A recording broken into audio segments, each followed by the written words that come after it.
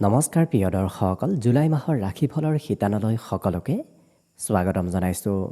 July মাহত গ্ৰহসমূহৰ শুভ প্ৰভাৱ আপোনাৰ ৰাশিৰ কোন কোন স্থানত থাকিব, কোনটো দিশত এই মাহত আপুনি বুধ, বৃহস্পতি, শুক্ৰ, মঙল এইবোৰ গ্ৰহৰ শুভ প্ৰভাৱ লাভ কৰিব, সেই বিষয়ে আজিৰ ভিডিঅ'ত আপোনালোকে জানিব পাৰিব। কাৰণ এইটো মাহত বুধ গ্ৰহ যিহেতু স্বগৃহী পুনৰ হ'ব, বক্ৰী অৱস্থালৈ আহিব, তাৰপিছত পুনৰ স্বগৃহী হৈ নিজৰ ঘৰত থাকিব। গতিকে এইখিনি সময়ত ৰাশিচক্ৰত কেইবাটাও পৰিৱৰ্তন আপোনালোকে দেখিবলৈ পাব। সেই পৰিৱৰ্তন আপোনাৰ ৰাশিৰ কোনটো ক্ষেত্ৰত হ'ব সেই বিষয়ে জানিবৰ বাবে আজি ভিডিঅ'টো শেষলৈকে চাই থাকিব। অৱশ্যে আজি আমি মেষ ৰাশিৰ ব্যক্তিসকলৰ আহিবলগীয়া জুলাই মাহৰ সম্পূৰ্ণ মাহটোৰ ৰাশিফলৰ বিষয়ে এই ভিডিঅ'ত জনাম। গতিকে ভাল লাগিলে ভিডিঅ'টোত এটা লাইক কৰিব, আৰু যদি আজি পোন প্ৰথমবাৰৰ বাবে এই চেনেলটোলৈ আহিছে তেতিয়াহ'লে চেনেলটো ছাবস্ক্ৰাইব কৰি কমেণ্ট বক্সত ওম নমঃ শিৱায় লিখিবলৈ একেবাৰে নাপাহৰিব। গতিকে আহক আজি ভিডিঅ'টো আৰম্ভ কৰোঁ। জুলাই মাহৰ 7 তাৰিখৰ পৰা আগষ্ট মাহৰ 5 তাৰিখলৈকে যিহেতু বুধ গ্ৰহ পুনৰ স্বগৃহী হ'ব, গতিকে এই স্বগৃহী বুধ গ্ৰহই কেইবাটাও ক্ষেত্ৰত আপোনাৰ পৰিৱৰ্তন লৈ আনিব। প্ৰথম পৰিৱৰ্তন হ'ব মেষ ৰাশিৰ ব্যক্তিসকলৰ বাবে ভাগ্যস্থানত।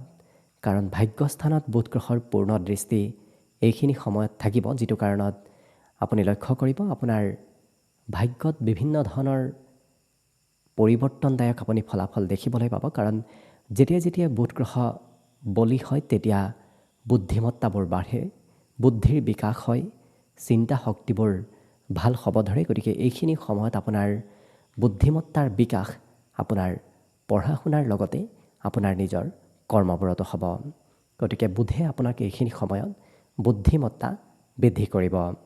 লগতে ভাগ্যস্থানত বুধ গ্ৰহৰ পূৰ্ণ দৃষ্টি থকাৰ বাবে আপোনাৰ ধৰ্ম কৰ্মৰ প্ৰতি আস্থা বিশ্বাস, পুনৰ স্পিৰিচুৱেল ক্ষেত্ৰৰ সৈতে আপোনাৰ যোগাযোগবোৰ এই মাহত বৃদ্ধি পাব। লগতে পিতৃৰ সৈতে পুনৰ সম্পৰ্কবোৰ আপোনাৰ ভাল হ'ব। পিতৃৰ যদি বিশেষকৈ কৰিবলগীয়া কিবা কাম আধৰুৱা ৰৈ গৈছে তেতিয়াহ'লে এইখিনি সময়ৰ ভিতৰত আপোনাৰ নিশ্চয় হৈ পৰিব। বিশেষকৈ বুধ গ্ৰহ 14 জুলাই তাৰিখলৈকে যিহেতু বক্ৰী অৱস্থাত থাকিব, 7 জুলাইৰ পৰা 14 জুলাইলৈ বুধ বক্ৰী অৱস্থাত থাকিব। যেতিয়া যেতিয়া গ্ৰহসমূহ বক্ৰী অৱস্থাত যায় তেতিয়া বহু কৰিবলগীয়া কাম সম্পূৰ্ণ হ'ব ধৰে। গতিকে যিহেতু ভাগ্যস্থানত বুধ গ্ৰহৰ এই বক্ৰী বুধ গ্ৰহৰ পূৰ্ণ দৃষ্টি থাকিব, যিটো কাৰণত যদি আপোনাৰ পিতৃৰ কিবা কাম পেণ্ডিং হৈ গৈছিল, হ'বলগীয়া কাম হোৱা নাছিল, তেনেধৰণৰ কাম বনবোৰতো এইখিনি সময়ৰ ভিতৰত হোৱাৰ সম্ভাৱনা কিন্তু পূৰ্ণৰূপত দেখা পোৱা গৈছে। লগতে উচ্চ শিক্ষা যদি লৈ আছে তেতিয়াহ'লে বহু সময়ত উচ্চ শিক্ষাৰ ক্ষেত্ৰত আহি থকা বাধাবোৰ পুনৰ নোহোৱা হ'ব। আপুনি লক্ষ্য কৰিব আপোনাৰ পঢ়া শুনাৰ কাম বনবোৰ পুনৰ আগবাঢ়ি যাব ধৰিব। ভাতৃ ভগ্নীৰ জৰিয়তেও আপোনাৰ বিভিন্ন ক্ষেত্ৰত লাভালাভৰ সম্ভাৱনা এইখিনি সময়ত দেখা পোৱা গৈছে।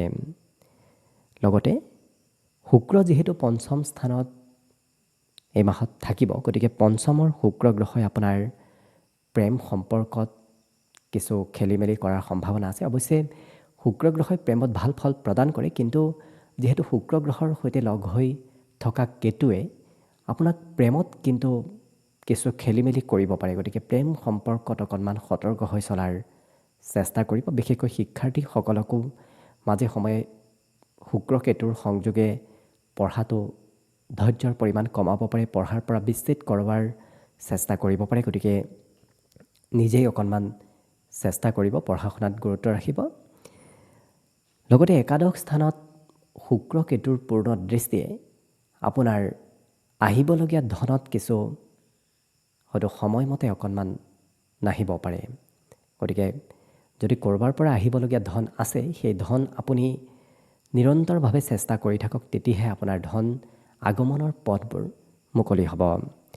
লগতে মনৰ আশাবোৰ অৱশ্যে পূৰণ কৰাব। বিশেষকৈ যদি আপোনাৰ বহুদিনৰ পুৰণা আশা আছে তেতিয়াহ'লে তেনেধৰণৰ পুৰণা আশাবোৰ পূৰ্ণ কৰাৰ সম্ভাৱনা কিন্তু পূৰ্ণৰূপত দেখা পোৱা গৈছে। এইখিনি সময়ত আপোনাৰ শুক্ৰ গ্ৰহয়ো মনৰ আশাবোৰ পূৰণ কৰাব। বিশেষকৈ নতুন আশাতকৈ এওঁলোকৰ পুৰণা কাম পুৰণা আশাবোৰ পূৰণ কৰাৰ সম্ভাৱনাহে বেছি দেখা পোৱা গৈছে।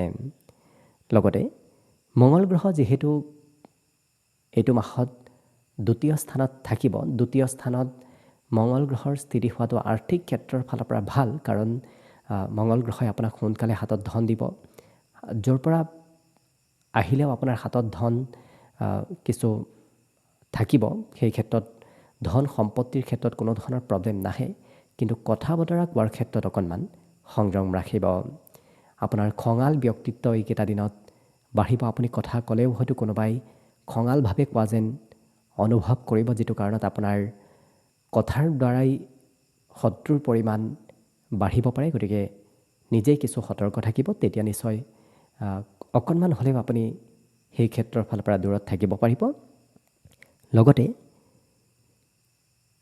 ভাগ্যস্থানত মঙ্গল গ্ৰহৰ পূৰ্ণ দৃষ্টি থকাৰ বাবে আপোনাৰ আকস্মিক ভাগ্যত কিছু পৰিৱৰ্তন আহিব ধৰিব। অৱশ্যে পঢ়া শুনাত ধৈৰ্যৰ পৰিমাণ কিছু কমিব, যিহেতু কেতু শুক্ৰৰ ওপৰত মঙ্গল গ্ৰহৰো পূৰ্ণ দৃষ্টি এইখিনি সময়ত থাকিব, যিটো কাৰণত পঢ়াত ধৈৰ্য বহু পৰিমাণে কমিব। আপুনি ধৈৰ্য ধৰি পঢ়াৰ চেষ্টা কৰাৰ প্ৰয়োজনীয়তা দেখা পোৱা গৈছে। লগতে এইটো মাহত বিশেষকৈ প্ৰেম সম্পৰ্কটো অকণমান ধৈৰ্য কিছু ধৰাৰ প্ৰয়োজন আছে, নহ'লে হয়তো প্ৰেমত বিচ্ছেদ হোৱাৰ সম্ভাৱনা বহুখিনি দেখা গৈছে। গতিকে যিমান পাৰে আপুনি প্ৰেম সম্পৰ্কত কিছু মিলা প্ৰীতিৰে থকাৰ চেষ্টা কৰিব, নিশ্চয় কিছু পৰিমাণে হ'লেও শুভ ফল আপুনি লাভ কৰিব।